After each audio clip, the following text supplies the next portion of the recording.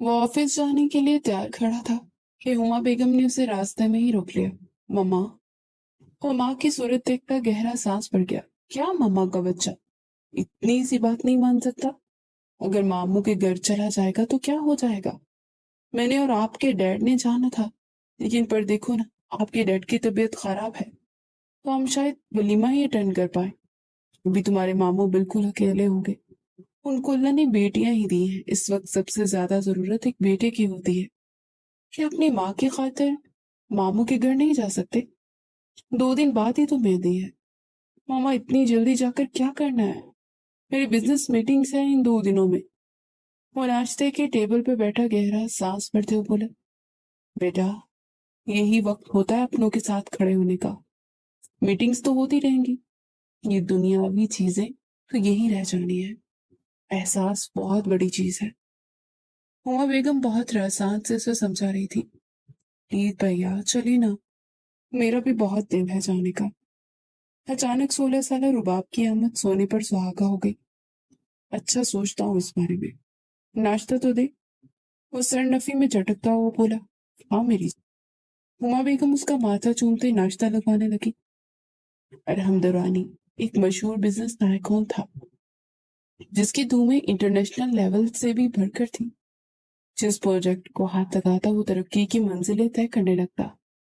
बाप के बिजनेस को आसमान की बुलंदियों पर पहुंचाने वाला वो दुरानी इंडस्ट्रीज का इकलौता वारिस था। सारी दुनिया के सामने डटकर खड़े होने वाला अपनी फैमिली से इस कदर मोहब्बत करता था। अपनी फैमिली में उसकी जान बसती थी। माँ के आगे तो वो बिल्कुल आम सा अरहम बन जाता, और माँ की तो किसी बात को रद्द करता ही नहीं था।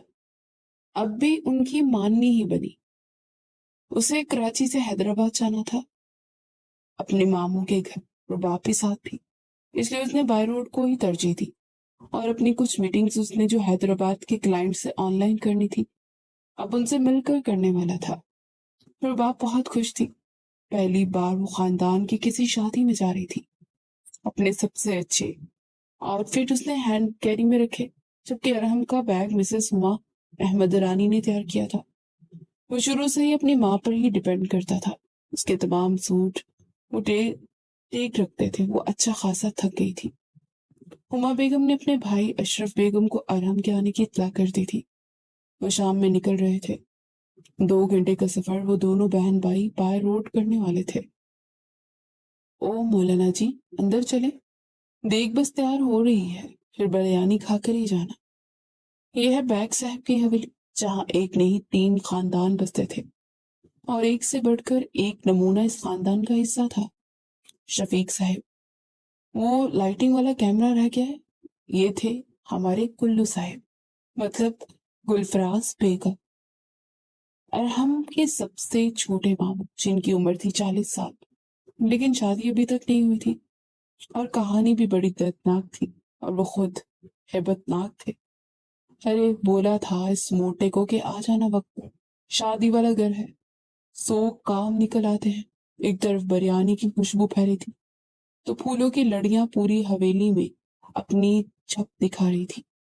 दूसरी तरफ देखा जाए तो एक तेज काम एक्सप्रेस घूमती हुई लाल आंचल में आधा चेहरा छुपाए मुस्कुराती सीधा आके अशरफ बेग के सीने से लगी। वो मेरा पुत्र, ये थी हमारी दुल्हन जी, विशाल बैग, जिसने एमएस किया था, और बाप का सर फखर से बुलंद करने वाली वो मिसाल बैग, जिसकी चहेती और मनपसंद बेटी थी। कहाँ रह गए थे बाबा जान? सुबह से इंतजार कर रही थी आपका। जहां जाते हैं वहीं क्यों रह जाते हैं? पता है ना, आपको जब तक ना देख लूं मुझे सुकून नहीं मिलता। वो बाप के सीने से लगी धीमे लहजे में शिकवा कर रही थी। अरे मेरी जान, मेरी बेटी की शादी है, और घर की पहली शादी है, तो कितने काम है जो कि जब भी जाओ निकल आते हैं। एक निपटाने जाओ तो और एक और निकल आता है। अरे वाह अशरफ है। वो मौलवी साहब को बोल दिया ना कि वक्त पर पहुंच जाए। निकाह नमा फुल करते वक्त वक्त लग जाता है। अचानक असलम बेग ने अंदर आते बेटे को पुकारा। जी, ये है इस हवेली के सबसे बड़े करता धरता असलम बेग। हर फैसला इन्हीं का होता है, और जो ये कह देते हैं वो पत्थर पर लकीर बन जाता है। हाँ जी, अब्बा जी सब बंदोबस्त हो गया है, आप फिक्र ना करें। वो बाप को सहारा देते खुले आंगन में एक चारपाई पर बिठा गए। दादा, आपकी तबीयत मुझे ठीक नहीं लग रही। आपका ब्लड प्रेशर तो नहीं हाई? नूरी, नूरी ब्लड प्रेशर मशीन लेकर आओ। वो वहीं से मुलाजमा को आवाज देते हुए बोली। अरे पुत्र, अब तो उम्र का तकाजा है, अब ये सांसें बस उखड़ी ही रहनी है। वो गहरा सांस भरते हुए बोले, जबकि मिसाल अब उनका ब्लड प्रेशर चेक कर रही थी। हाय ये दादा जान, गोली नहीं ली थी? नूरी के हाथ से गोली लेते दादा जान की जानी बढ़ाई और पानी का गिलास भी उन्हें थमाया। तभी अशरफ बैग के नंबर से उनकी इकलौती बहन उमा की कॉल आने लगी, जिसे सुनने को थोड़ी देर के लिए गार्डन की दूसरी जानिब बढ़ गए थे। फिर सुनते हुए मुस्कुराते खुशी से वापस आए। बस अब्बाजान, उमा बाजी के बच्चे भी पहुंचने वाले हैं। विशाल पुत्र, अपनी अम्मी से बोल के सारे काम करवा ले, ताकि इन बच्चों को परेशानी ना हो। आखिर को कराची शहर से आ रहे हैं यहाँ, और उनके लिए यहाँ रहना आसान थोड़ी ना होगा। उनकी बात पर मिशाल ने नाक मुंह चढ़ाई। क्यों बाबा जान, हमारा हैदराबाद कोई चांद है जो उनको मसला होगा यहाँ रहने में? वो बड़ा बुरा मना गई थी। बेटा, आदत नहीं है ना उनको, छोड़ो इन सब बातों को, जल्दी से उनके खाने पीने का इंतजाम करवा दो। हुमा खुद कब आएगी? असलम साहब को बेटी की याद सता रही थी, जो कराची शहर जाकर वहीं की होकर रह गई थी। बहुत कम ही वो मेके आती थी, अगर आती भी तो अपने शौहर के साथ ही आया करती थी। उनके दोनों बच्चे यहाँ की हवेली में ना होने के बराबर ही आए थे, और अब इतने अरसे बाद वो मिसाल की शादी की वजह से आ रहे थे, क्योंकि खानदान की पहली शादी थी। ये हैदराबाद के अंदर नवाही इलाका था, जहाँ बेग हवेली अपने पूरी बुनियादों के साथ खड़ी थी। क्या इन बुनियादों की कोई हिलाने आ रहा था, या मजीद मजबूत करने? ये तो वक्त ने तय करना था। वाह भैया, कितनी शानदार हवेली है। गाड़ी जैसी हवेली के अंदर दाखिल हुई, रुबाब बहुत ज्यादा इम्प्रेस हुई। पूरी हवेली को जदीद लाइटिंग के साथ सजाया गया था कि देखने वाला दम बखुद रह जाए। और हमको इन सब से फर्क नहीं पड़ता था, वो तो बस माँ की चाहत में यहाँ आया था, और अब इन चंद दिनों को जल्दी से गुजार कर वापस आना चाहता था। अंदर आते वो दोनों बहन भाई सबसे मिले। सभी ने उन्हें खूब प्रोटोकॉल दिया, पर बाप तो पहली बार इतना सारा प्यार मिलने पर फूले नहीं समा रही थी। बेटा, आप दोनों के रूम सेट करवा दिए हैं, आप आराम कर लो, फिर मिलकर बैठते हैं। उनकी ममानी नजरत बेगम ने प्यार से अरहम और रुबाब को कहा, तो वो भी उठ गए। रुबाब का तो दिल था कि मजीद बैठे, पर अरहम काफी थक गया था। अच्छा तुम बैठो, मैं थोड़ा रेस्ट कर लूं। अरहम उसकी आंखों में छुपी तहरीर पड़ता मुस्कुरा कर बोलता उठ गया था। बेटा, यहाँ से लेफ्ट साइड से पहला कमरा है, तुम आराम करो, मैं जरा किचन में देखूं नूरी ने खाना तैयार किया है या नहीं। नजरत ममानी बहुत ही सादा लू खातून थी, बिलनसार और मेहमान नवाज। अरहम को वो काफी अच्छी और सोबर सी लगी। वो सीढ़ियां चढ़ता ऊपर जा रहा था कि अचानक एक खान पान सी लड़की सीढ़ियां सीढ़ियां सीधा सीढ़ियां उतरते नीचे आ रही थी। फिर उसका दुपट्टा अरहम के चेहरे को ढांप गया। अरहम के कदम वहीं थम गए। विशाल ने अपना आंचल अपनी जानिब खींचा, और इस पल वो बुरी तरह से लड़खड़ाई और सीधा अरहम के ऊपर जा गई। अरहम बामुश्किल उसे संभाले रेलिंग के साथ जा लगा। एक पल को तो जैसे वक्त रुक गया। अरहम रेलिंग पे पीछे की तरफ झुका हुआ था और मिशाल उसके ऊपर गिरी हुई थी। अरहम का एक हाथ उसकी कमर में था, तो दूसरे से वो रेलिंग को उसने थाम रखा था। दोनों की सांसें गहरी हुई। अरहम को तो कुछ दिखाई ही नहीं दे रहा था, सिर्फ सुरख आंचल के उस नाजुक सी पतली कमर के, जिस पर अरहम की गिरफ्त थी। विशाल ने अपने आंचल उसके चेहरे से सरकाया, तो उस पल दोनों की निगाहें चार हुई। गहरे काजल से भरी सुरमई आंखें अरहम के दिल की दुनिया को ताहवाला कर गई थी। जबकि मिसाल ने पहली बार किसी मर्द की ग्रीन आंखें देखी थी, जो बेहद खूबसूरत थी। मिसाल का दिल एक पल को लड़सा, और अगली पल वो झटके से उससे दूर हुई, कि एकदम फिर से लड़खड़ाई, और इस बार अरहम ने उसे खींच कर अपने सीने से लगाया। Are you mad? अभी गिर जाती। वो माथे पर दो बल डाले हुए बोला। तो छोड़े।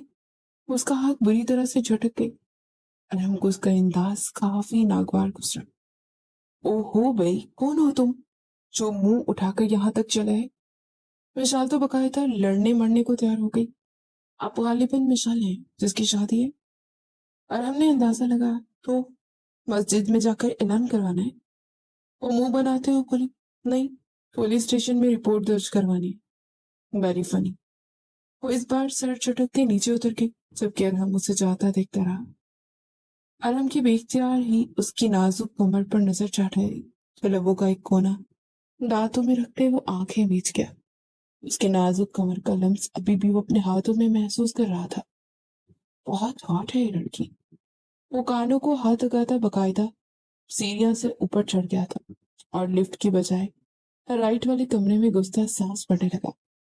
ये इतनी खूबसूरत बला मामू ने कहाँ छुपा कर रखी थी, आज तक पता नहीं चला। अरहम दुरानी पहली बार इस तरह किसी लड़की के बारे में सोच रहा था, वरना और वो और लड़की काफी अलग बात थी। उसने किसी लड़की को आज तक मुंह नहीं लगाया था, पर आज तो मिसाल अशरफ बैग सीधा सीने पर ही आन टकराए। वो आईने में खड़ा होता खुद को देखता मिसाल को याद करने लगा, किस तरह 2 बार उसके सीने से टकराई थी। पागल, क्या सोचने लगा, उसकी शादी है और ऐसे मुश्किल से ख्यालात मत पार। मामू या किसी और को पता चला तो न जाने क्या सोचेंगे। अभी तक सोबर बना हुआ हूँ, फिर गुंडा मवाली बन जाऊंगा। वैसे भी ये लड़की का सीन इंसान को सिर्फ जलील करता है। वो सर झटकता बाथरूम में घुसता शॉवर लेने लगा। शॉवर लेकर निकला तो कुछ हद तक सुकून आया। बाथरब पहने वो अपना हैंड कैरी तलाश कर रहा था, जो इसे नहीं मिला। शायद कबर्ड में लगा दिए होंगे। ये सोचता हुआ वो कबर्ड की जाने पड़ा। कबर्ड खोली तो एकदम सख्ते में आ गया। वहां ढेरों ड्रेसेस थे, लेकिन सब के सब लेडीज। अभी वो कबर्ड बंद करता कि एक शॉपर उसके कदमों में आन गिरा। उसे उठाकर देखा तो कानों से धुआं निकलने लगा। खवातीन की प्राइवेट चीजें। वो अपनी आंखें सख्ती से मीच गया। उफ, ये दिन भी आना था मेरी जिंदगी में। अभी वो यही सब सोच रहा था कि दरवाजा खोलते कोई अंदर दाखिल हुआ और हमने कबर्ड से जरा सा सर बाहर निकालकर आने वाले को देखना चाहा। वही लड़की मिसाल बैग। ओ, लगता है बस यही मेरी जिंदगी में बार बार आके हलचल मचाएगी। वो हेलो, यहाँ क्या कर रहे हो? वो भी अरहम का चेहरा देख चुकी थी। अरहम ने मुस्कुराते हुए कबर्ड को बंद करना चाहा और उसके हाथ से शॉपर छूटा और उसमें मौजूद चीजें शॉपर से बाहर गिरी। इस पर दोनों का दिल एक पल को थम सा गया। विशाल की पलकें लड़ने लगी। बेयकीनी से अरहम की जानिब देखा, जो कि बेबसी से कंधे उचका गया। इडियट, रफर। विशाल ने आगे बढ़कर सारी चीजें जल्दी से शॉपिंग बैग में वापस डाली और कबर्ड खोलते बाहर रखी। निकले मेरे रूम से फौरन। वो उंगली से उसे बाहर का रास्ता दिखाती गुस्सा जब्त करते हुए बोली, आप करूं? लेकिन मुझे ममानी ने कहा था कि इस रूम में पागल वागल तो नहीं हो गए या पीकर आए हो? आपको अम्मी मेरे रूम में क्यों कहेंगी आने को? और ये प्लीज आगे से ढांपे खुद को। एकदम से बोलते बोलते अपनी नजरों का जाविया फेर गई। लेडीज वार्डरोब में पूरा कैसे आता, जो शायद मिसाल का ही था। सीने के उसके बड़े बड़े मसल्स उभर कर बाहर आ रहे थे और सीने से भी दोनों इतराफ से बाहर को निकला हुआ था। और हम एक नजर अपना बरहाना सीना देखते फिर मिसाल को देखने लगा। कहती हो तो उतार देता हूँ। अचानक वो हाथ डोरी पे रख गया। अरे नहीं, पागल है, प्लीज जाए, सामने वाला रूम है आपका। उसके आगे हाथ जुड़ गई। ठीक है ठीक है, ज्यादा माफिया ना मांगो, जाओ माफ किया। वो शानी बेनियाजी से कहता कमरे से बाहर निकला और से बाहर निकलते देखो अंदर आती मंशा तो दंग रह गई। ये अरहम भाई थे ना, जो आज ही कराची से आए हैं? ये तुम्हारे रूम में क्या कर रहे थे? मंशा काफी उलझी तो उसने मिशाल से पूछ ली। हाँ वही थे। विशाल ने कहते गहरा सांस खारिज किया और उसकी जानिब देखा। पर वो यहाँ यार, यार गलती से मेरे रूम में आ गए थे। उन्हें लगा अम्मी ने उन्हें ये कमरा दिया है। विशाल ने सरसरी सा अंदाज में डिटेल दी। वो तो तुम्हारे बाथरूम में थे ना? मतलब उन्होंने तुम्हारा बाथरूम में शॉवर भी लिया? हमेशा की जसूसी तबीयत वाली मंशा सवाल पर सवाल कर रही थी और चुन चुन कर रही थी। विशाल ने अपना माथा मसला। बता तो रही हूँ कि मैं आई तो शॉवर ले चुका था। अब क्या ये भी बताऊं कि सोप सोप लगाया था या शैम्पू, और कौन सी कंपनी का लगाया था। विशाल तंज करती हुई बाथरूम में घुस गई। क्या पता अपने हाथों से ही नहला दिया हो। मंशा जहरीला बुड़बुड़ाई। सुनो, नहीं रुकना, मैं शॉवर लेकर आती हूँ, फिर मार्केट चलेंगे, कुछ चीजें रहती हैं वो लेनी है। विशाल बाथरूम के दरवाजे से यूं ऊंची आवाज में बोलती दरवाजा लॉक कर गई, जबकि मंशा को एक और अजीब लगा। पहले उस शख्स ने शॉवर लिया और विशाल ने। सब हो क्या रहा था? विशाल और उस शख्स को कोई चक्कर चल रहा था? नहीं नहीं, नामुमकिन। विशाल की तो शादी हो रही है वहाज खान से, और वो तो बहुत सख्त और गसीला शख्स है। विशाल कभी उसे धोखा नहीं देगी। मंशा ने सर नफी में झटका, पर वो उलझ चुकी थी। कहीं कुछ तो मिसिंग था। वहाज बेटा, खानम भी आपको कमरे में बुला रही है। रशीदा हवेली के पुरानी मुलाजमा ने वहाज को घर से बाहर जाते देखा तो फौरन से बोली। वहाज सर इस बात में हिलाते खानम बी के कमरे के जाने पड़ा। खानम भी उसकी दादी थी, और उन्हीं के दम से तो वो जीता था। बेटा आ जाओ, वहां क्यों खड़े हो? खानम बी के प्यार से पुकारने पर वो उनके पास जा बैठा। ये देखो, मैंने बहू के लिए खानदानी जेवर निकाला है। कि गंगन, तुम्हारी वालदा क्या है? जब तक वो हयात रही उनके पास रहे, फिर जिंदगी ज्यादा वफा न कर सकी। वो अफसुर्दा हुई। खानम भी, आप ऐसे अफसुर्दा ना हो, मेरे दिल पे बोझ सा आ जाता है। वो आज उनके हाथ चूमता मोहब्बत और अकीदत से बोला। वो धीमा सा मुस्कुरा दी। अरे मेरे बच्चे, कुछ दुख जिंदगी भर के होते हैं। हाय ये देख, ये ज्वेलरी सेट, ये सब मैंने तुम्हारी बीवी के लिए संभाल कर रखा था। ये सब अब तुमने उसे देना है। वो नफीफ आवाज में बोलती बहाज के लिए उसका कुल असासा थी। खानम बी प्लीज, इन सब पे पढ़ने की जरूरत नहीं है अभी। ये आप अपने पास रखें, जब जरूरत महसूस हुई मैं खुद आपसे लेकर उसे दे दूंगा। अच्छा आप अभी आराम करें, मुझे कुछ काम है, मैं थोड़ी देर तक आता हूँ। वो रेस्ट वॉच पर वक्त देखता उठते हुए उनका माथा चूमते हुए बोला, और बाहर निकल आया। वो एक सख्त गैर और गुस्से वाला शख्स था, जिसका गुस्सा हर जगह मशहूर था। और यही नहीं, वो सरदार वहाज खान था, एक सख्त गैर और असूल पसंद सरदार, जो एक बार फैसला ले लेता तो पीछे नहीं हटता था। आज उसने कुछ लोगों को इस दुनिया में दूसरी दुनिया से भेजना था। बहुत अरसा से वो चार दोस्त मिलकर हर बार लड़कियों को तंग करते, हर बार समझा के वो छोड़ देता, और लास्ट टाइम तो हद ही हो गई। दो लड़कों को अपने साथ ले गए, और अगले ही दिन वो दोनों लड़कियां गांव की कुएं से मिली। दोनों में से एक की डेथ हो गई, जबकि दूसरी मरने से पहले उन चारों के नाम बता गई। अब इन चारों को वहाज खान खुद सजा देने वाला था, जो कि उसके फार्म हाउस के तहखाने में मौजूद थे। मेहंदी की रात आई। मेहंदी की रात देखे कोई प्यारी दुल्हन के हाथ खुशियों भरे अरमानों बड़े। मेहंदी रात तले सपनों को सजाए हुए। अरे आज मेहंदी नहीं, कल है, क्या हो गया है? गुल्लू बैग ने डीजे को टोका। फिर कौन सा म्यूजिक लगाऊं जी? वो लगाओ जिसे सुनकर दिल तड़प जाए और पुरानी मोहब्बतें याद आ जाए। गुल्लू बैग ने ठंडी आह भरी। दो पल यार ख्वाबों का कारवां, और फिर चल दिए हम कहाँ, तुम कहाँ। अब की बार गुल्लू बैग की आंखें नम हो गई। गुल्लू चाचू, इस रोने से और दुखी गाने सुनने से कुछ नहीं होगा। वो आए हैं अंदर, चलकर बात करें।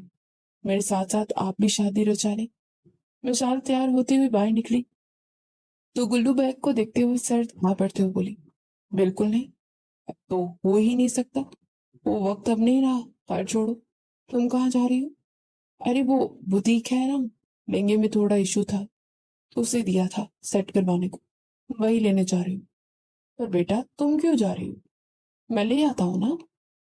गोलू बैग ने फौरन से कहा। अरे नहीं, मैं वहां चेक करके लाऊंगी। अरे बस मैं जल्दी लौट आऊंगी। मंशा भी साथ ही जा रही है, फिक्र ना करे। वो इनको तसल्ली देती अपनी गाड़ी की जानी पड़ी। पर ये क्या, गाड़ी तो वहां थी ही नहीं। मेरे अल्लाह, मेरी गाड़ी कहाँ है? उसने आंखें मिलते ही मंशा से पूछा। मुझे क्या पता, अंदर से आई हूँ तुम्हारे पीछे। मंशा ने माथे पर बल डाले। सुबह तक तो यही थी, अचानक कहाँ गायब हो गई? क्या पता, तुमसे पहले वो तुम्हारे ससुराल रुखसत होकर चली गई हो। मंशा, फजूल बातें मत किया कर। मेरी गाड़ी कौन लेकर गया है? अचानक ही वो पलटकर चिल्लाई कि मुलाजिम भागता उसकी तरफ आया। बेबी जी, आपकी गाड़ी वो अरहम दुरानी जो कि मेहमान आया है यहाँ, वो लेकर गए हैं सुबह। उनकी अपनी गाड़ी में शायद कोई मसला था, तो ये दुरानी उल्लू का पट्टा मेरी गाड़ी क्यों लेकर गया? मेरी ही गाड़ी नजर आई थी क्या इस पूरे घर में? मैंने शॉप से लहंगा उठाना था, अब शादी पे क्या पहनूंगी मैं? वो एकदम से फिर से चिल्लाई थी, लेकिन जैसे ही पलटी अपने बिल्कुल सामने अरहम दुरानी को देखते उसकी जुबान को स्टॉप लगा। वो सीने पर हाथ बांधे गहरी नजरों से उसे ही घूर रहा था। एक पल को मिशाल को थोड़ी शर्मिंदगी सी हुई, लेकिन अगले ही पल वो फिर से नजरें उठाकर सामने वाले की आंखों में आंखें डालकर देखी जा रही थी। आपको बात करने से पहले सोचना चाहिए कि आप किस अंदाज में किसके बारे में बात कर रही हैं। अरहम दुरानी ने उसकी जानिब कदम बढ़ाते हुए नहायत संजीदगी और सख्त अंदाज में कहा, आपको ही मेरी गाड़ी ले जाने से पहले सोचना चाहिए था। किसकी इजाजत से आपने मेरी गाड़ी लेकर गया? विशाल भी उससे लड़ने मरने को तैयार हो गई थी। मामू जान ने मुझे दी थी कीस। अरहम ने गाड़ी की कीस मिशाल के सामने करते दांत चबाते हुए कहा। मिशाल ने कीस को फौरन से उसके हाथ से छीना। वैसे, बाय द वे, जिससे आपकी शादी होगी ना, वो वाकई उल्लू का पट्टा ही होगा। जाते जाते उसके अल्फाज वापस उसके मुंह पर मार गया था। विशाल तो सुन ही होकर रह गई थी, सबके पास खड़ी मंशा का एकदम से कहका छूटा। विशाल ने उसे सख्त गोली से नवाजा, तो मंशा ने फौरन अपने मुंह पर हाथ रखकर हंसी को रोक लिया। मार खाने का इरादा है क्या तुम्हारा? चलो जल्दी चलें, अगर देर हो गई ना तो इस शख्स को मैं नहीं छोड़ूंगी। दोनों गाड़ी में बैठी जबकि मिशाल ने स्ट्रिंग संभालते हुए गाड़ी को रिवर्स किया। वैसे आपस की बात है मिशाल, जवाब उसने बड़े मजे का दिया है। शेर को आखिर सवा शेर ही टकरा गया। मंसा ने एक आईब्रो रेज करते हुए उसे छेड़ा। मुंह बंद करके रखो, नहीं तो कुछ भी नहीं खिलाऊंगी मैं रास्ते में भूखा ले जाऊंगी और भूखा ही वापस लाऊंगी। वैसे क्या ही होता अगर तुम दोनों की जोड़ी बन जाती, एक आग दूसरा शोला। वाह। मंसा ने फिर से उसे तंग किया। तुम चुप करती हो या गाड़ी किसी जगह पर दे मारूं? और ये फजूल बातें ना मेरे साथ मत करना।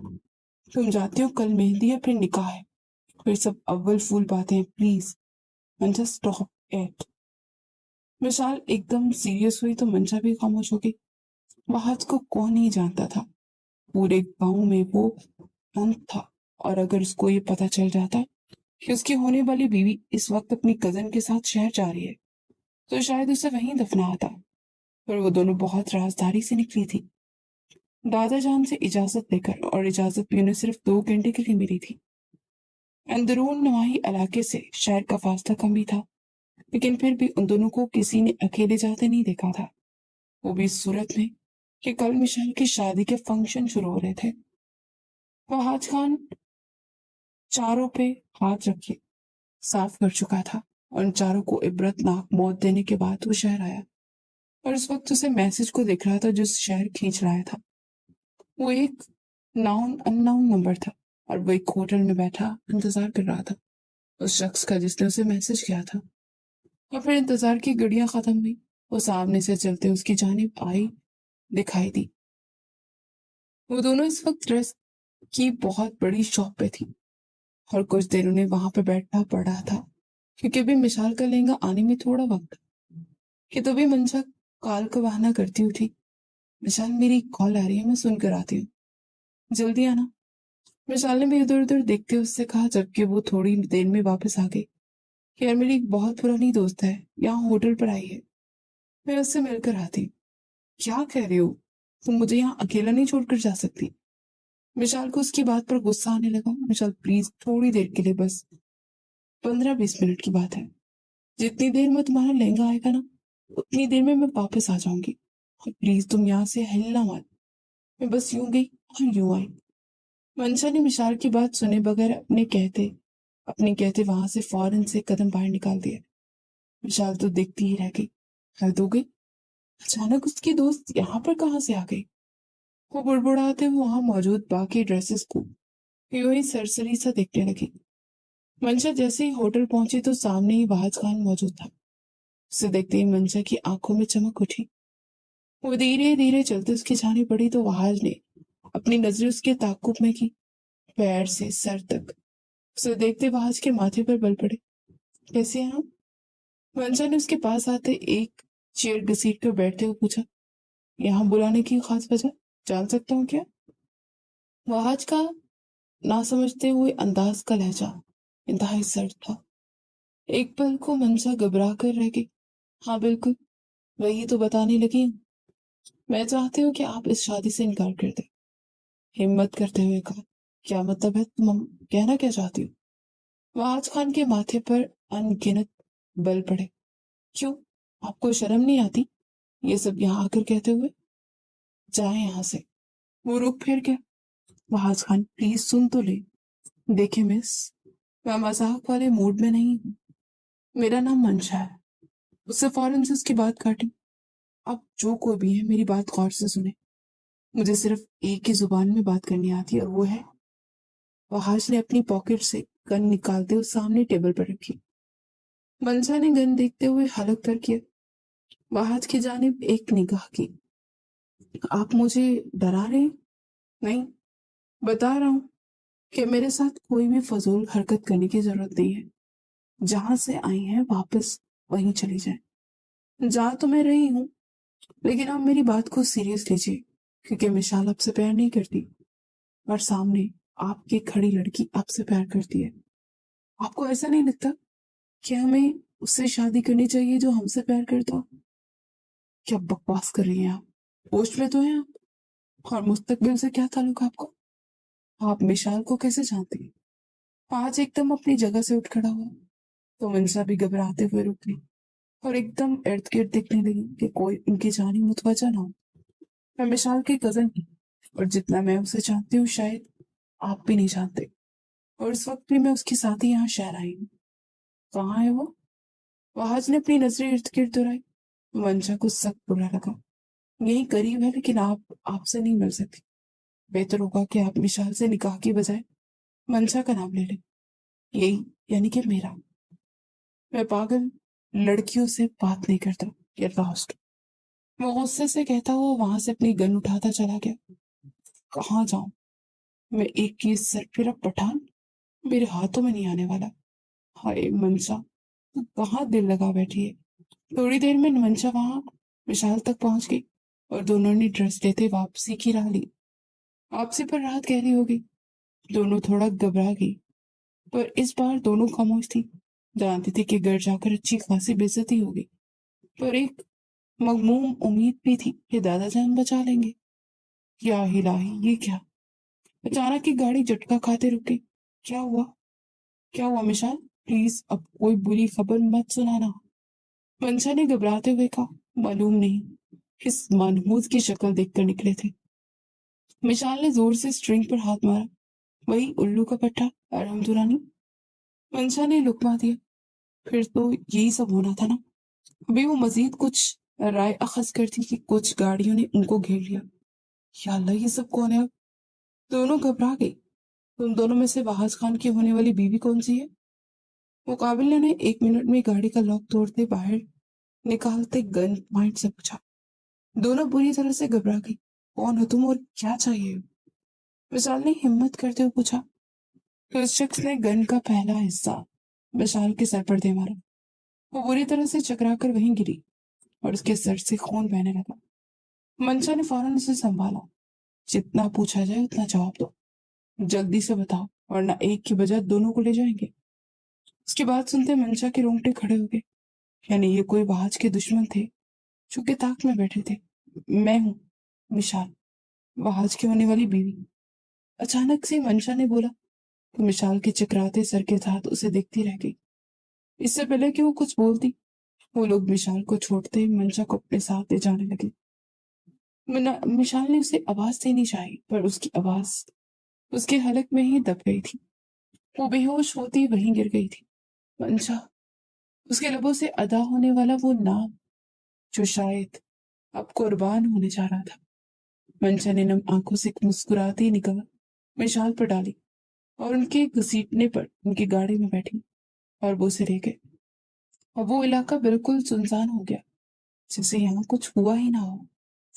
या अल्लाह, कब की गई हुई है, अभी तक वापस नहीं लौटी, रात होने को है।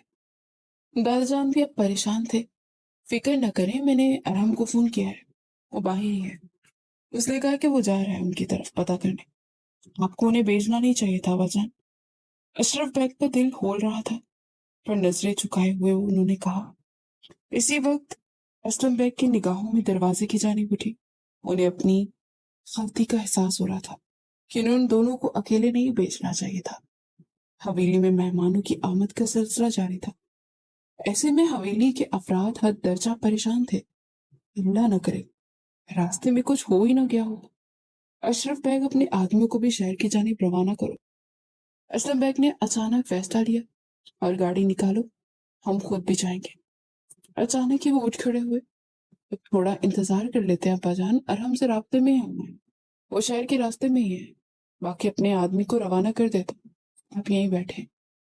वो असलम बैग को वापस बैठा गए।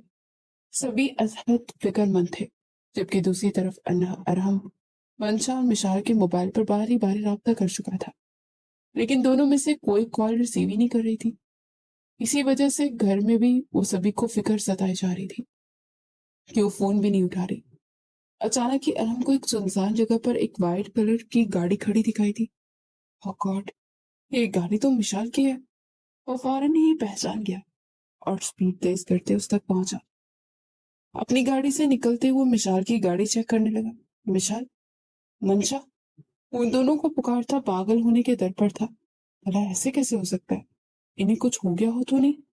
वो अपना सर थाम गया, तभी उसकी निगाह दूर सड़क के किनारे मिशाल पर ठहरी, जो बेहोश पड़ी थी। लम्हे के हजारों हिस्से में वो उस तक पहुंचा और उसका सिर उठाते अपनी बाहों में रखा। विशाल, विशाल उठो, वेक अप, आंखें खोलो। उसका चेहरा थपथपा रहा था। विशाल प्लीज वेक अप। इर्द गिर्द देखा, कुछ भी दिखाई नहीं दे रहा था। कोई मदद भी नहीं करने वाला था यहाँ। विशाल, वो मुसलसल उसे पुकारता जा रहा था। ये मिशाल के धीरे से आंखें खुली। धुंधली आंखों से उसने अरहम को देखा। विशाल, यस, ओपन योर आईज। वो इसे हौसला दे रहा था। अरहम, उसने तस्दीक करनी चाहिए। हाँ मैं, उठो जल्दी गाओ। और मंशा, वो कहाँ है। अरहम ने उसे सहारा देते हुए उठाया तो मिशाल को मंशा का जाना याद आया। वो वो उसे ले गए। मिशाल की आंखों में आंसू बहने लगे। अरहम ने हैरत से उसे देखा। कौन ले गए। वो मुझे नहीं पता। विशाल ने सर पर हाथ रखे दर्द से करलाते हुए कहा। वो उसे अपनी गाड़ी में ले जाते हुए बिठाते खुद ड्राइविंग सीट पे आया। आई यू ओके। अरहम को उसकी फिक्र हुई। एकदम से मिशाल को सब याद आ गया। वो सांस रोके अरहम की जानिब पलटी। वो पूछ रहे थे, वह आज की होने वाली बीवी तुम हो। और इस पर मंशा ने, अरहम ने, उसने मेरी जगह अपनी कुर्बानी दे दी।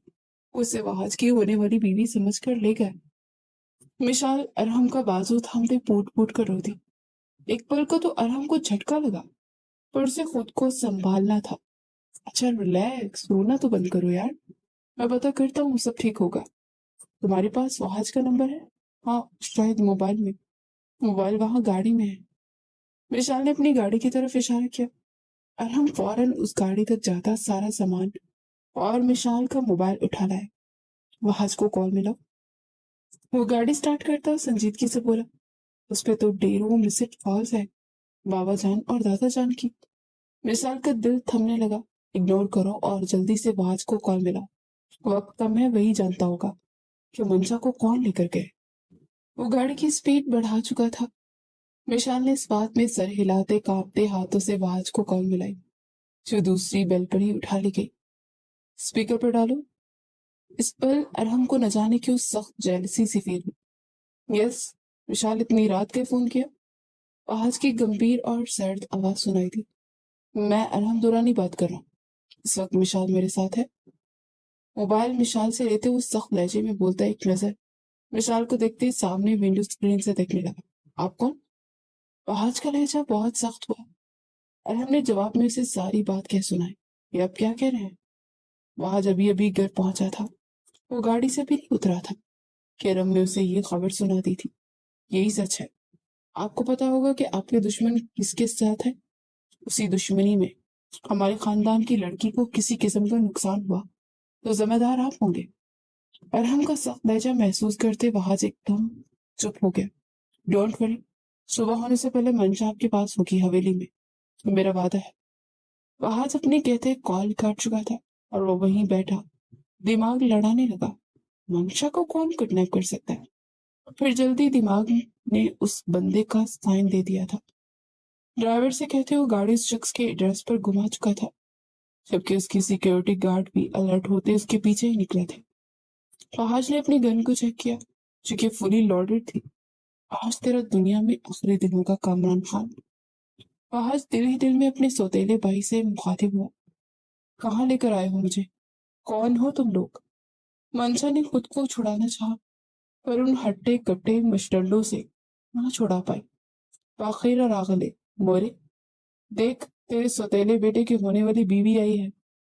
कामरान ने लहक कर अपनी माँ से कहा। उसने नफरत से मंशा को देखा। उसकी तो होने वाली थी ना, लेकिन उससे पहले वहाज को पता चले, जल्दी से इससे निकाह कर ले, तभी हमारा बदला पूरा होगा। बदला? कैसा बदला? मंशा ने उस औरत की तरफ सवाली नजरों से देखते हुए पूछा। चिल मोरे, इसको भी बताते हैं हम। वो क्या है ना, वहाज ने हमें घर से निकाला। अच्छा, क्या हो गया था? बस एक छोटा सा रेप ही तो किया था। वो साबित नहीं हुआ था और उसने हमको मारा, इतना मारा कि हम हॉस्पिटल पहुंच गए। हमारा मर्दाना ताकत को भी खत्म कर डाला। तब हमने फैसला किया कि जिस दिन बहाज लाला शादी मनाएगा ना, उसकी बीवी को अगवा करके खुद उससे निकाह करेगा और उसे पूरे गांव के सामने जलील करेगा। उसकी बातें सुनते मंशा के कानों से धुआं निकला। मुझसे निकाह करके तुम्हें कुछ नहीं मिलने वाला। मंशा ने अपना दिमाग लड़ाते बात को घुमाना चाहा। क्यों? तुम्हारा जनाना ताकत भी खत्म कर दिया क्या बहाज लाला ने? ओ मोरे, ये तो हमारी तरह का ही है। कामरान ने पलटकर माँ को देखते मुंह बनाते हुए कहा। मंशा ने अपना माथा मसला। कैसा कैसा बगैरत और ढीठ बंदा था। ओए, बात सुनो, वहाज खान ने तुम्हें जिंदा कैसे छोड़ दिया? मंशा ने दांत चबाते हुए कहा। हाँ ना, अब क्या है ना कि तुमने पते का बात किया है। हमने उसने हमको तुमसे निकाह करने के वास्ते छोड़ दिया। चल मोरे, काजी को बुलाओ, हमारा निकाह हो रहा है। वो मंशा को कलाई से थामे हॉल के अंदरूनी हिस्से की जाने पड़ा। छोड़े मुझे, पागल सन की पठान। मुझसे निकाह कर भी लोगे तो भी वहाज का निकाह नहीं रुकेगा। वो फौरन बोली। तो कामरान ठटका। क्या मतलब है तुम्हारा? मंशा तमस्खाना अंदाज में हंसी। मैं वो लड़की हूं ही नहीं जिससे वहाज का निकाह होने वाला है। मैं उसकी कजन हूँ। तुम्हारे झल्ले आदमी बिना तस्दीक किए मुझे उठा कर लिया। छी छी, अफसोस, नकम्मे है सब। मंशा ने अफसोस से सर नफी में हिलाया। दोनों माँ बेटा हैरत से एक दूसरे को देखने लगे। प्लान चेंज मोरे, अब हम निकाह नहीं करेंगे, ड्रैग सुहागरात मनाएंगे और इसको दागदार करेंगे। कामरान ने अपनी कमीज के बटन खोले तो वंशा ने घबरा कर इधर उधर देखा। वो अपने दिफा के लिए कुछ न कुछ तो कर ही सकती थी। इससे पहले कि वो भागती, कामरान ने फौरन उसे दबोचा। बाहर से गोलियों की आवाज पर वो चौंकना हुए। लो, आ गया जल्लाद। अब तुम बचना इस पागल सर फिरे पठान से। कामरान की मोरे सर झटकती वहां से अंदर की जाने पड़ गई। अरे ओ मोरे, मुझे अकेला छोड़ के जा रही है? चलो कोई बात नहीं, तुम तो हो ना मेरी प्यारी फुलझड़ी। वो मंशा की कमर को सीने से लगाता उसके गले में बाजू लपेट गया और इससे पहले कि मंशा खुद को छुड़ाती अंदर आते, फहाज खान को देखते हुए वहीं थम गई। प्लीज अरहम, घर नहीं जाना। मंशा के बिना नहीं जा सकती। मैं मैं कैसे क्या जवाब दूंगी चची जान को, बाबा को, चचा जान को, दादा जान को? मैं नहीं कर सकती सबका सामना। काश काश मैं ना जाती तो ये सब ना होता। वो बुरी तरह फूट फूट कर रोती। वो अपने इलाके की हदूद में दाखिल हो चुके थे और अशरफ बैग के आदमियों ने उन्हें अपने हिसार में ले लिया था ताकि वो बाहिफाजत घर पहुंच सके। अल्लाह पे भरोसा रखो, मंशा आ जाएगी घर वापस। और हमने धीरे से कहा। सबके मिसाल का रोना अब भी बंद नहीं हो रहा था। गाड़ी हवेली में एंटर हुई तो सभी उनके जाने पड़े और हम विशाल को लिए गाड़ी से नीचे उतरता। हवेली के अंदरूनी हिस्से में दाखिल हुआ। मेरी बच्ची, तुम ठीक हो ना? नजरत बेगम ने उसे सीने से लगाया। वो फूट फूट कर रो दी। मंशा, मंशा कहाँ है? सबकी सवालिया नजरें अरहम पर थी। अरहम ने एक निगाह रोती हुई मिशाल पर डाली और फिर वहां मौजूद घर के अफराद को मंशा की किडनैपिंग का बता दिया। हाय मेरी बच्ची। चाची वहीं बेहोश होकर गिर गई। सब उन्हें संभालने लगे। अरहम, कौन लोग थे वो? कुछ तो पता चला होगा। वहाज को फोन करो। अशरफ बैग पागल होने के दर पर थे। सरमद बेग, मंशा के वालिद, वो भी एक कुर्सी पर ढेर से गए थे। बेटी का किडनैप होना मतलब बेटी बदनाम हो गई। उन्हें अपनी बेटी की जान की फिक्र खाई जा रही थी। आप हौसला रखें, वहाज से बात हो गई मेरी। पता क्या है कि वो मंशा को लेकर आएगा। और हम सबको हौसला और दिलासा दे रहा था। सब उसकी वजह से हुआ। ये लेके गई है मेरी बेटी को। खुद तो वापस आ गई, मेरी बच्ची को छोड़ आई। चच्ची अब उस वक्त मिशाल को कोसते ना जा रही थी। वो भी चुपचाप अब सब सहती जा रही थी। वो खुद भी इस वक्त मंशा के लिए परेशान थी और खुद को इस सबका जिम्मेदार समझ रही थी। एक तरफ बैग हवेली का हर फर्द ही बेबस और दुख में डूबा हुआ था, तो दूसरी तरफ वहाज अपने ही सौतेले भाई पर गन ताने खड़ा था। अगर अपनी जान की सलामती चाहते हो तो लड़की को छोड़ दो। वहाज की सर्द आवाज पर कामरान कहका लगाने लगा। ऐसे कैसे छोड़ दो लाला? पहले बदला तो ले लो। तुमने मुझे नामर्द बनाया। मैं अब इस लड़की के साथ सुहाग रात मनाकर इसको दागदार करके साबित करूंगा कि मैं नामर्द नहीं हूँ। वो आखिर में चिल्लाया। मनसा का दिल बुरी तरह से धड़कने लगा। अगर इस लड़की को खरोच भी आई ना तो इस बार तुम्हें नहीं मैं बख्शूंगा कामरान खान। वहाज दहाड़ा तो कामरान भी एक पल को लर्ज कर रह गया। दूर रहो लाला, वरना ये लड़की जान से जाएगा। अगले लम्हे कामरान ने वहाज के पास आते वाज का निशाना लिया। मनसा का दिल भी रुक सा गया था। वो चीख मारती वहाज को देखने लगी। आपको क्या जरूरत थी यहाँ आने की? मिशाल नहीं किडनैप हुई जो मुंह उठाए चले आए हैं। आपका निकाह है, कल वापस जाए वरना मसला हो जाएगा। मनसा ने मुंह बिगाड़ कर कहा। वो ऊट पटांग बातें कर रही थी। पर दिल में वो वहाज को लेकर डरी हुई थी कि कहीं कामरान खान वहाज को गोली ही ना मार दे। छोड़ लड़की, वो आखिरी बार कह रहा हूँ। वहाज ने विशाल की बात को सिरे से ही नजरअंदाज कर दिया। मुझे नहीं जाना आपके साथ। मुझे कामरान से शादी करनी है, आप चले जाए यहाँ से। अब की बार वो ज्यादा ही बोल गई थी। हमारी शादी तो मैं करवा दूँ। वहाज ने गन कर कामरान की जानिब करते एक फायर दाग दिया था। वो तड़प कर रह गया।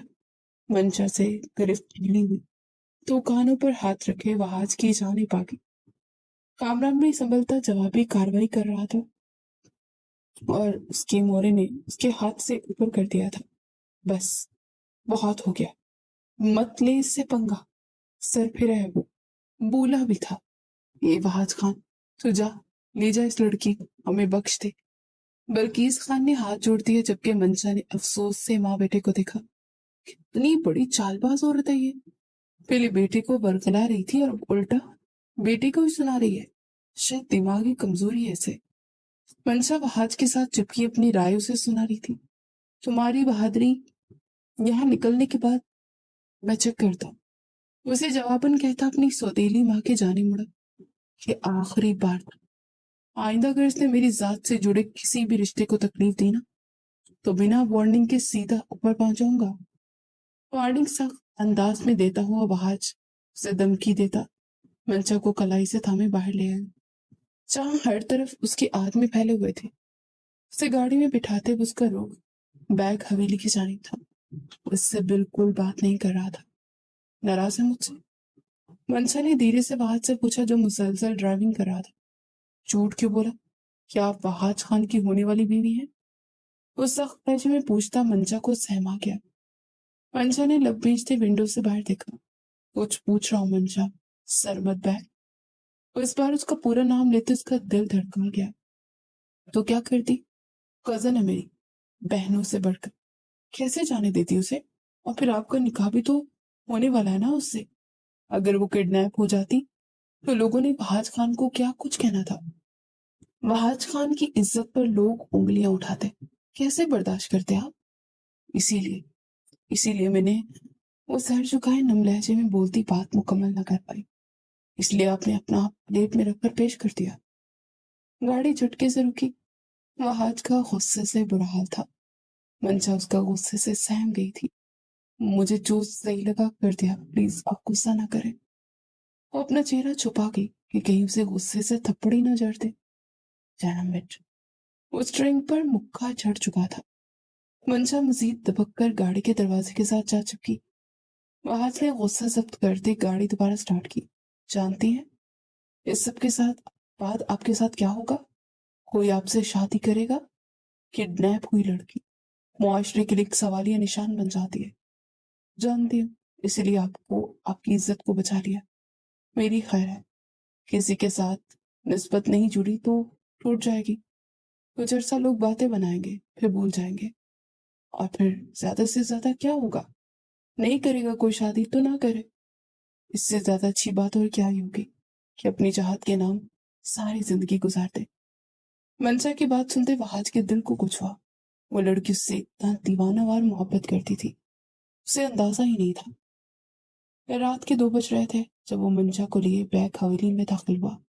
सभी जैसे उसकी राह देख रहे थे। मंशा को सही सलामत देखते सबकी जान में जान आई। मिशाल ने आगे बढ़कर उसे अपने गले से लगाया। जालिम लड़की, मुझे मार ही डाला था तुमने। मिशाल ने उसका माथा चूमते प्यार करते हुए कहा। अंदर खवातीन मंशा और मिशाल को देखकर और सुन रही थी तो मर्दान खाने से बाहर बैठा सबको सारी बातें बता रहा था। मंशा अगवा हुई। ये बात तो पूरे इलाके में फैल जाएगी। मेरी बच्ची की तो जिंदगी बर्बाद हो गई ना। सरमत बैग के कंधे झुके हुए थे। दादा जान ने उनके कंधे पर हाथ रखा। ऐसा हरगिज नहीं होगा। आप चाहे तो मैं मंशा से निकाह करने को तैयार हूँ। अचानक वहाज ने फैसला किया। सब साकित उसे देखते चले गए। ये क्या कह रहे हो तुम वहाज? तुम्हारा निकाह मिशाल से? अंकल प्लीज, हो सके तो माफ कर दीजिएगा। वहाज ने अशरफ बैग के कंधे पर हाथ रखते माजरत की। मिशाल को तो कोई भी अच्छा लड़का मिल जाएगा, पर जो कुर्बानी मंशा ने मिशाल के लिए दी है वो न की जा सकती। मैं गवाह हूँ मंशा की पाकदामनी का, इसलिए मैं खुद उसे अपनाना चाहता हूँ की इजाजत से। वो दादा जान के पास घुटनों के बल बैठा तो असलम बैग ने अपने दोनों बेटों को देखा।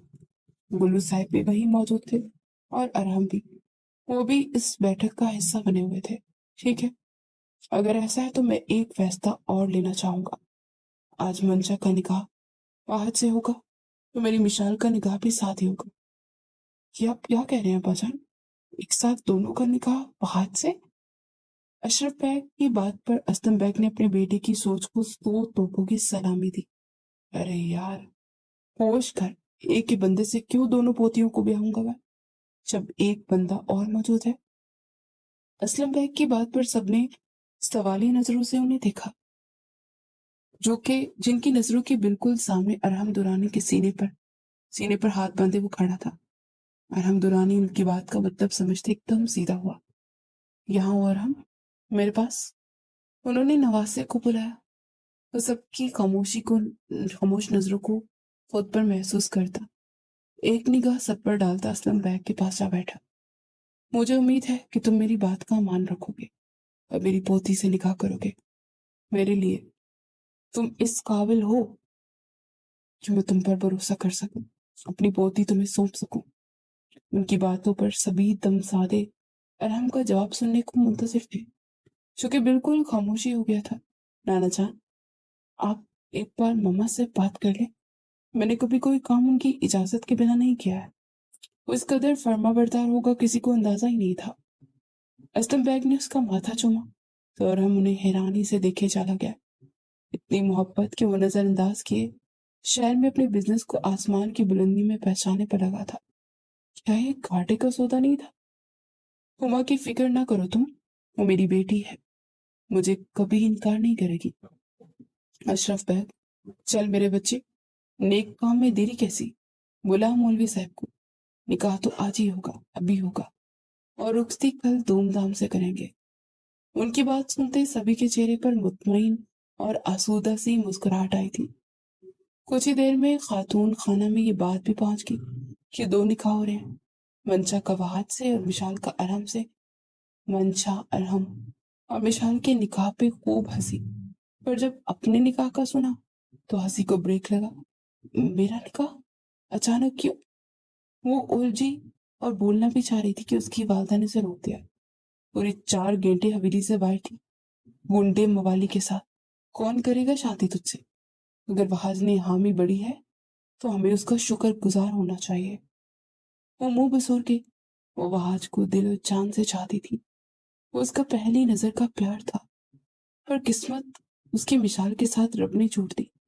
उसने एक कोशिश की कि वह आज मिसाल के बजाय उसका इंतखाब करे, पर इस तरह से निकाह होगा उसने तो उसने कभी सोचा भी नहीं था। फिर कुछ ही देर में दोनों का निकाह हो गया। हुमा और उनके शोहर ने ये निकाह ऑनलाइन अटेंड किया। वो तो बाप के हम ख्याल ही थे।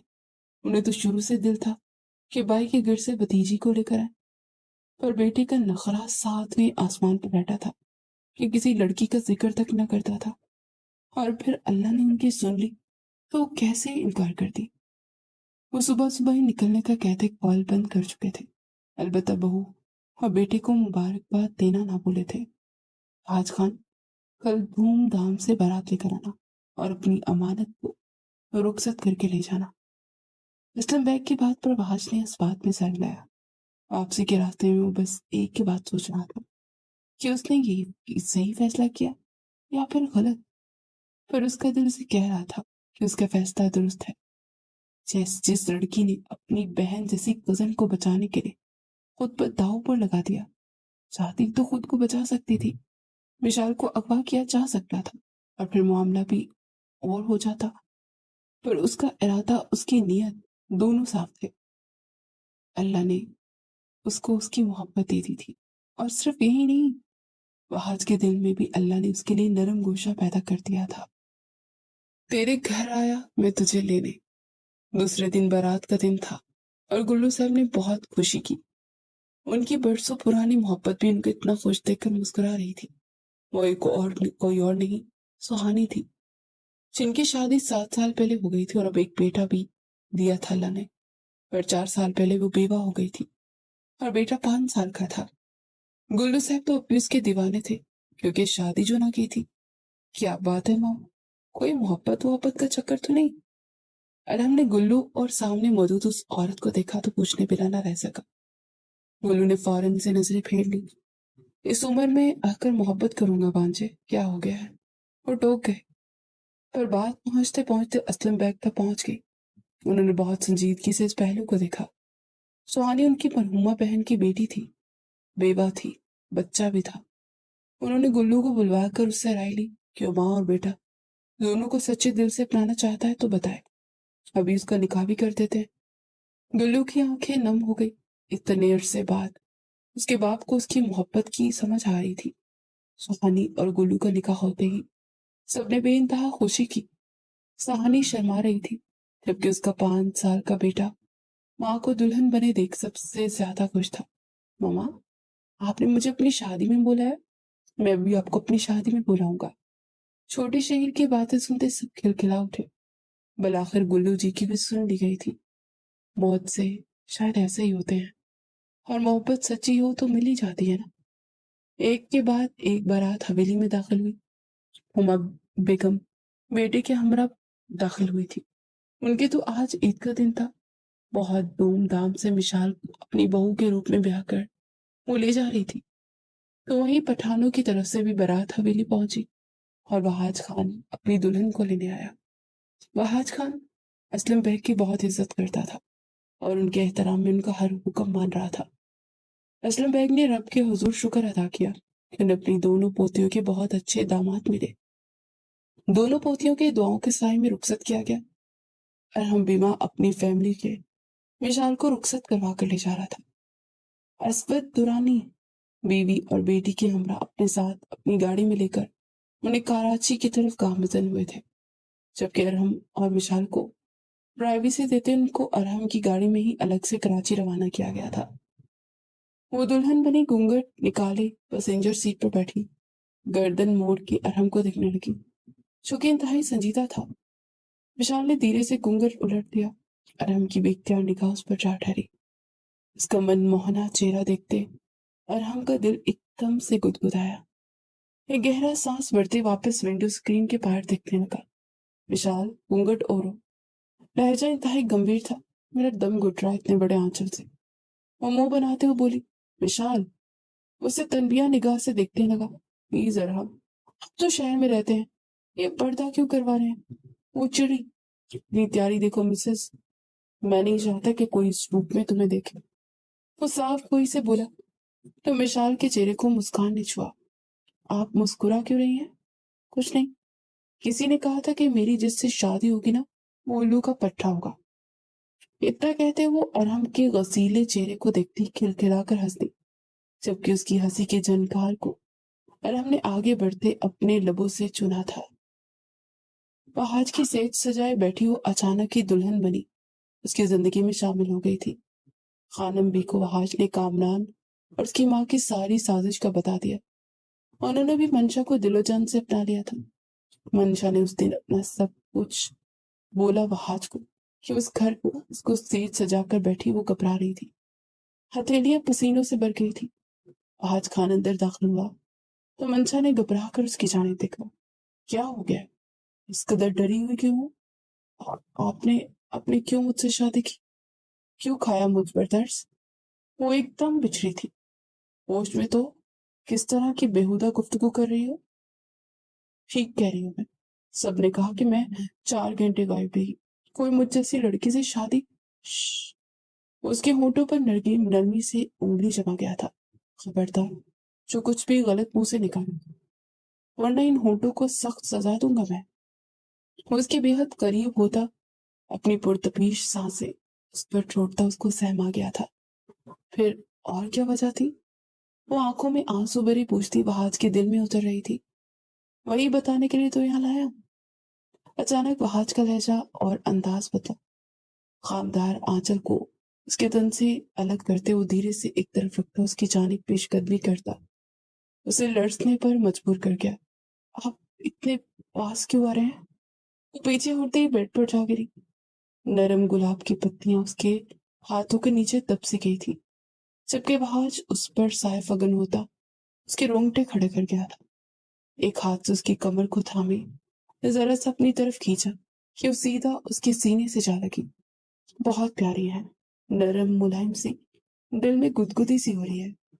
वो एक आंख विंक करता उसके अपने ऊपर करता, खुद को खुद तकिए पर गिरा। आपकी तबीयत ठीक है ना? उसका माथा चेक करती फिक्रमंदी से पूछ रही थी। जो आंखें बिचे उसकी हुस्न की नाज की वो खुद पे महसूस करता, अपने जवां जज्बात में आग दहकती महसूस कर रहा था। हाथ बढ़ाकर साइड से बटन दबाते कमरे की लाइट्स भी बंद कर दी। साइड लैम्प को ऑन किया था तो मनसा की रीढ़ की हड्डी में सनसनी सी दौड़ गई। उसे तकिए पर गिरा था उसके माथे पर लपकता, उसके होंठों को अपनी गिरफ्त में ले गया। उस नरम गरम लम्स पे मनसा ने झट से आंखें बंद मीच ली थी। वो बहुत नरमी से उसे अपनी शिद्दतें निछावर करता, एकदम बहकता जुनूनी हुआ। वहाज, वो घबरा गई। वो ऐसे मसरूफ था जैसे आज उस खूबसूरत लड़की को तस्कीर करके ही दम लेगा। अगले ही पल वो कुछ भी कहने की पोजीशन में ना रही। वहाज ने उसे फूलों की तरह समेटा और उसकी मोहब्बत का हक अदा कर दिया था। बहुत ज्यादा थक गए होंगे ना मेरे बच्चे, रेस्ट करो। हुमा बेगम ने सबके खाने पीने का बंदोबस्त करवाया था, जिसमें काफी वक्त बीत गया। उन्होंने मिशाल की हालत देखते उसका ड्रेस भी चेंज करवा दिया था। सफर की थकान की वजह से मिशाल को बिस्तर पर बैठे बैठे ही नींद आ गई थी। और हम जब कमरे में आया तो अपनी दुल्हन के बिखरे सुरापे को देख कहीं ठक ठक कर रुक गया। वो होशो हवास में नहीं थी और सोई हुई थी। उसके चेहरे पर आए बालों के लटको उसने पीछे किया तो वो जरा सा कसमसाई। उसका खूबसूरत चेहरा देखते अरहम का दिल अटके जा रहा था, पर उसकी नींद खराब करने का दिल न किया। वो दूर धीरे से उसकी जानिब सरका और उसका सर तकिए पर रखता पीछे हटने लगा कि मिसाल की आंख खुल गई। वो एकदम से उठकर बैठी। सो जाओ। वो उसे वापस लाता लाता मुस्कुराया। इतनी अनायत, वो भी अरहम दुरानी, वाह। वो मुस्कुराई। मैं बहुत रहम दिल इंसान हूँ, अभी तुम मुझे जानती ही नहीं हो।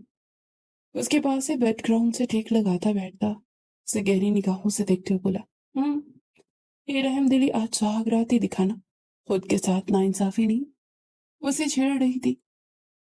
हम्म, है तो सही, पर आप सो रही थी वाइफ साहिबा, तो सोई हुई बंदी को जगाने का दिल नहीं किया। सोई हुई अगर आपकी दुल्हन हो तो जगाना बनता है। वो उसके बाजू को वार करते अपना सर उसके सीने पर रख गई, उसकी आंखों में देखते प्यार से बोली, अब ऐसे करोगी तो खुद पे कंट्रोल नहीं रख पाऊंगा। उसे वार्न कर रहा था तो किसने कहा कि कंट्रोल करें। विशाल ने एक आंख बंद करते उसकी तरफ देखते हुए कहा, जिस पर आराम ने उसका चेहरा ऊंचा करते उसके लबों को गिरफ्त में लिया, जबकि सुनहरे आंचल ने उन दोनों को ही अपनी आगोश में छुपा लिया था।